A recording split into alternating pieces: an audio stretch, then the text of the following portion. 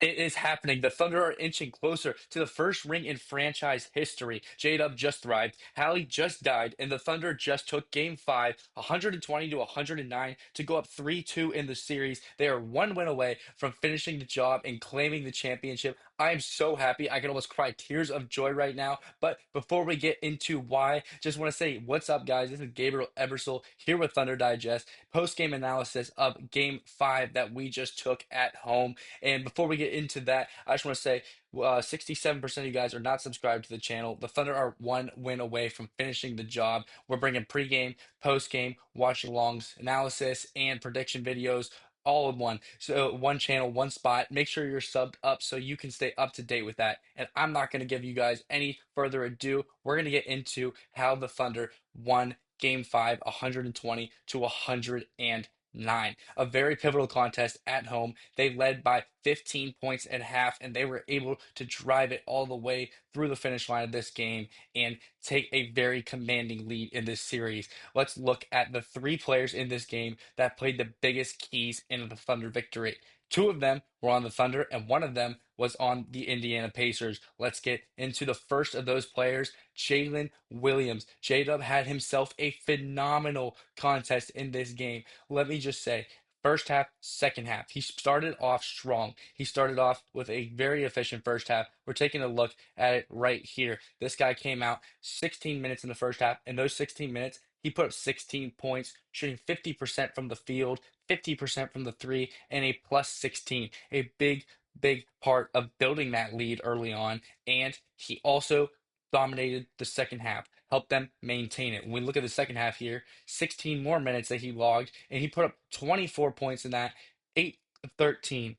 So above 50%, above that pay grade. And then he also shot 2 of 3 from the 3-point line. Once again, the Thunder have struggled mightily shooting the three ball in this series. And this was the first game they went out and outperformed the Pacers from the 3-point line. They shot over 40%. They shot 43% from the 3-point line. And we also saw J-Dub being aggressive, though. He was getting to the paint like he does. He got 9 free throw attempts in the second half, knocking down 6 of those to the tune of those 24 points that he had.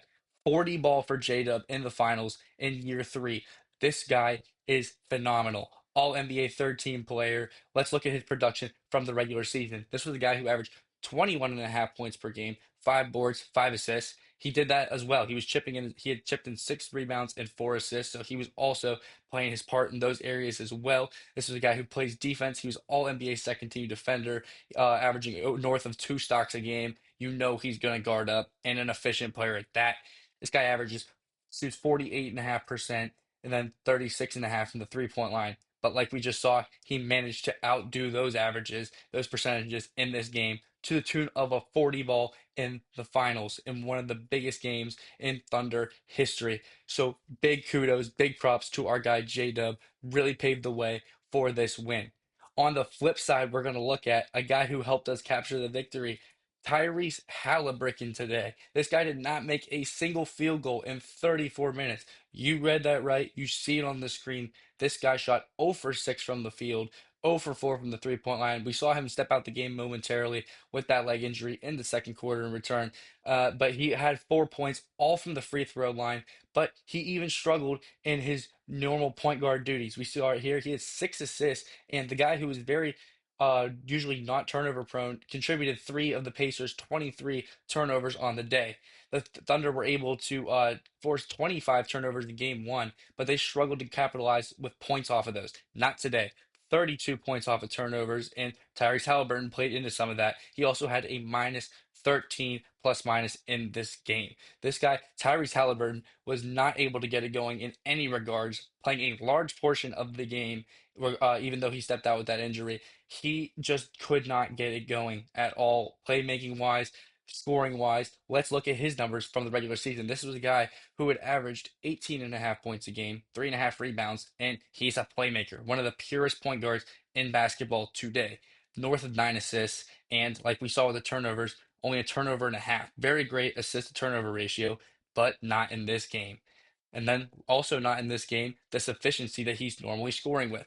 47% from the field, 39% from the 3-point line, nowhere to be seen in this one. So kudos to the boys for helping bring Tyrese Haliburton back down to earth and a very, very monumental stage of game five, the swing game of the 2-2 series that we were able to capture. Last but not least, MVP, you know he had to help contribute to this game. The most valuable playmaker that might stand for, though, because Shai Gilgeous-Alexander had 0 assists last game with 35 points. Not today. He was swinging that rock with a double-double, 10 assists for Shai on the night. He was moving the ball and getting us efficient looks for other players. A big part of how we were able to get a lot of those threes to fall. Cason Wallace had hit three threes. Aaron Wiggins had hit three threes. We were dealing and sniping, and this was a big portion why Shai was getting these guys open looks, dealing the ball out. But you know Shai had to carry his scoring load as well. Mr. Consistent dropped his 31 ball. He had that with 13 out of 14 free throws. Getting to the line is when he's at his best in his flow, keeping the defenders on their toes, making them play with their hands, and he's able to take advantage of that. That is what we saw him do in this game. So big props to our leader, Shai Gilgeous-Alexander, who, like I said, was really carrying the scoring load that he averaged in the regular season. In the regular season stats, we saw he averaged 32.7 points per game, so right around there today. But the assists per game, 6.4, very well over his grade in that normally with the double double tonight. And big props to Shai for getting the guys going. Very efficient scorer. We saw he shoots 52% from the field throughout the year and 37% from three. But he was not, he was below those averages tonight. But when you're getting to the line, when you're getting that easy points, doesn't even matter. You're getting those easy points at the line and you're getting your guys going. Shai Gilgeous-Alexander propelled us to a big victory in game five. Now we're talking about the importance of the game five, right? This is cannot be underestimated at all. Looking historically in the playoffs, game five is the swing game.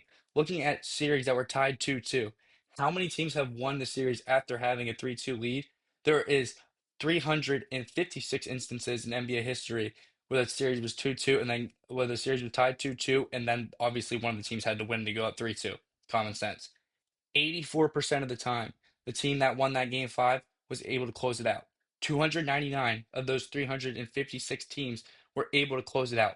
The Thunder have a chance and history on their side, and they're able to close this series out. They will, if they lose in game six, they are getting another home game for the home court advantage. But right now, we have momentum on our side going into Indiana. We won game four there. We just flatlined them in game five, shut down their superstar.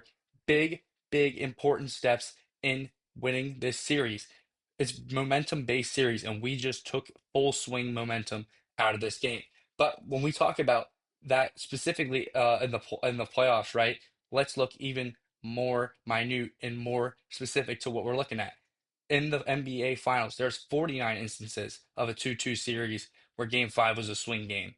In those 49 series, 40 of those teams that were winning game five were able to clinch the championship. So we would have a chance in the 50th scenario in NBA history where this is the case to grab that title.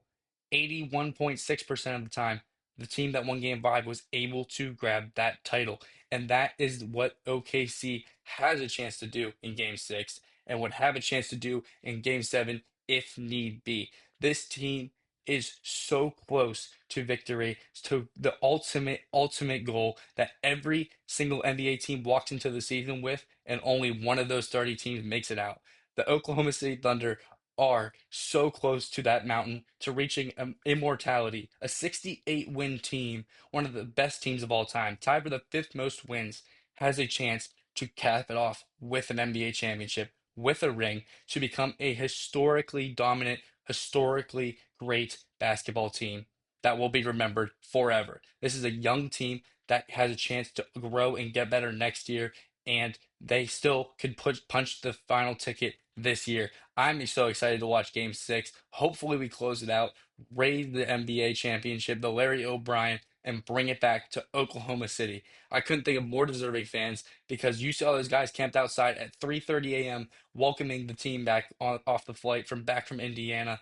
This team deserves a championship. The players all play for each other. This team is playing as one. They have played as one all season long. To watch them cap it off would be amazing. This has been Gabriel Ebersole with Thunder Digest. Drop a score prediction for game six in the comments. Do you think the Thunder get it done? I think they're going to get it done by a score of 121 to 114. I think the Thunder are taking home the Larry O'Brien. You let me know what you think. This has been Gabriel Ebersole with Thunder Digest. I'll catch you guys in the next one.